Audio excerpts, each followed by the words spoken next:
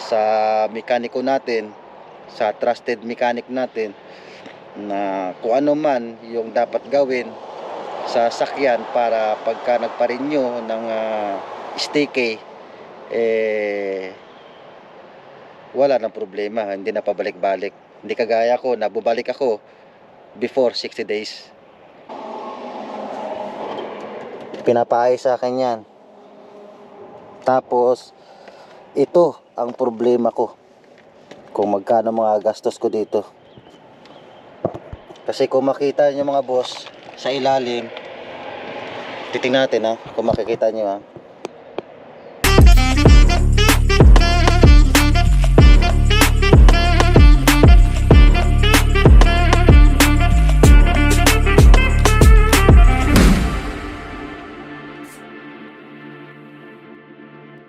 Good morning mga boss. At ito, babalik na naman si Boss Rene para magbigay ng info para sa inyo. Kayo man po ay mayroong sasakyan dito sa Slovakia at bago man yar o sikanhan, kailangan po natin alagaan, lalo na po pagka malapit na ang renew ng STK dito sa lugar ng Slovakia. Maigpit po sila, lalo na po kung mayroong damage po ang ating sasakyan. Unang-una, ang chinecheck po nila ay yung makina. Kagaya nito, chinecheck po nila yan. Ito, chinek nila yan kasi ganito naman talaga dati na. Ganito na dati, tapos inikot nila yan, pinag-flashlight sila sa loob, lahat ng ano ko. Tapos ito yung number, chinek nila yan lahat. Pati yung wiper, chinik nila. Brake. Yung gulong, chinik nila yan. Maigpit sila dyan. Tapos dito, ganun din. Chinik nila lahat. Tapos dito naman sa loob, chinecheck nila. Kung mayroon kayong mga abubot dyan, dito. Kung mayroon kayong abubot, ayaw nila yan. Tapos dito, ganun din. Tapos yung seat belt mo dapat gumagana. Lahat yan, lahat ng seat belt, pati sa likod, dapat gumagana yan. Tapos handbrake, masyado na mataas to. Lahat, sinecheck yan, pati ilaw.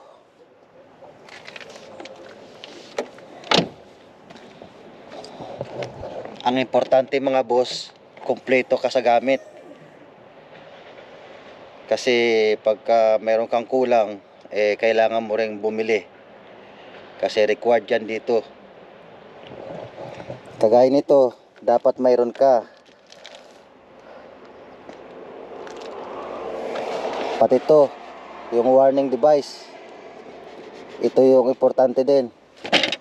At dagdag na lang to, naglagay na ako ng fire extinguisher para kompleto ako. So lahat yan, goods ako dyan.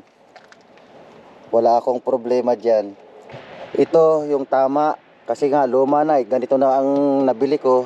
So goods ako dyan, okay lang. So wala akong problema. Maigpit sila dito, maigpit. So kailangan nating alagaan. Ito, yan. Ginalaw din yan. Ito. Yan. Ginalaw din to. Yan, lahat pati yon. Ginalaw lahat yan. Pati itong pinto. Yan. Gumagana yan. Pati to, ganun din. Kabilaan. So masyadong maigpit. Alam mo ba kung saan lang ako bumagsak? Para babalik ako sa sunod, binigyan lang ako ng 60 days. Ito yung papel ko. Ito yung luma ko. Sorry, ito pala yung luma. Kaya ako nagpa-renew. Ito na yung bago. Sa May 24, babalik ako bago mag May 24. Kasi mayroon siyang pinapaayos sa akin. Ito, hindi pasado sa kanila to. Dapat daw malinisan ko to. mapabalik ko sa dati. Yan, kabilaan. Isa to sa kini-question nila. Yan, ganyan. Pinapaayos sa akin yan. Tapos ito ang problema ko, kung magkano mga gastos ko dito. Kasi kung makita nyo mga boss, sa ilalim, titingnan natin ha, kung makikita nyo ha.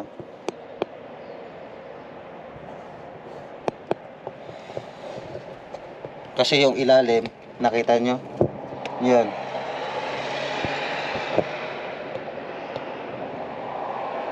Hindi ko alam kung magkano mabayaran ko dito.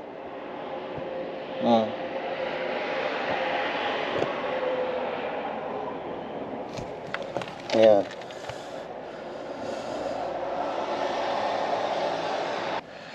Bago mag 60 days dapat mapaayos ko na yung tatlo na yan. Yung ilaw, ito, yung bangga sa ilalim, tapos yung handbrake. At hindi rin ganun kadali magpa-renew. Kasi siyempre wala naman tayong kakayahan para bumili ng bagong sasakyan. So kung ano lang yung kaya natin para mayroon tayong service araw-araw sa trabaho at kung saan man tayo punta, ito lang yung nakayanan ko. Pero dahil nga sa second hand at wala pa akong alam dito, so ngayon may alam na tayo at sinishare ko sa inyo yung kaalaman para mag-renew ng papel dito sa Slovakia ng ating service ng ating sasakyan. Hindi pala ganun kadali. So alagaan nyo kung kayo man nagbabalak bumili ng sasakyan, dapat maayos nyo binili yung panglabas at saka pangloob ng sasakyan, hindi lang makina ang importante pala. So kailangan din lahat yan maayos, lahat gumagana. So kung mayroon mang problema, siyempre hindi naman perfect yan, siyempre si kanan yan, hindi naman totally walang damage yan, mayroon damage. Pero kung ano man yung dapat na ayusin, lalong lalo na kung 1 year lang bago i-renew ulit yung papel natin, kailangan natin na ayusin o kailangan natin magtanong sa mekaniko natin, sa trusted mechanic natin, na kung ano man yung dapat gawin sa sakyan para pagka nagpa-renew ng sticky, wala nang problema, hindi na pabalik-balik. Hindi kagaya ko, nabubalik ako before 60 days. So ganun lang, ganun kasimple at ganun din kahirap pala. So hindi naman natin pwedeng lagyan. Hindi uso yan dito, yung lagay-lagay. So kung ano dapat, ang importante lang alagaan natin yung sasakyan na nabili natin para i-maintain kumbaga. At dapat doon lang tayo sa isang mekaniko na trusted natin. Kasi pagka paiba-iba tayo ng mekaniko, paiba-iba tayo ng doktor ng sasakyan natin, mahirapan tayo ma-maintain yung ganda ng sasakyan at yung takbo, yung makina kung paiba-iba tayo ng doktor. Alam na nila pagka sila lagi, kung doon ka lagi tawag doon, nagpapa-maintenance, so alam nila kung ano yung problema. Kasi sila lang ang gumagawa niyan. Kasi pagka iba-iba tayo, kung sa iba-iba tayo nagpapagawa, makakamura nga tayo. Pero siyempre, alam mo na, pagmura. So, yun lang mga boss. At sana kahit paano makatulong sa inyo.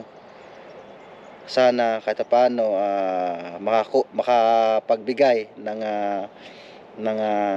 kaalaman about sa pagre-renew ng sasakyan dito sa Slovakia mga boss. So ganoon lang at magandang araw po sa inyo lahat and God bless po. Ayun, At update ko kayo after 60 days. So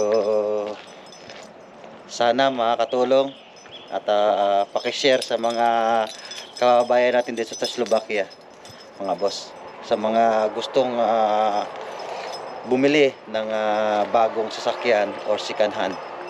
So good luck mga boss and God bless.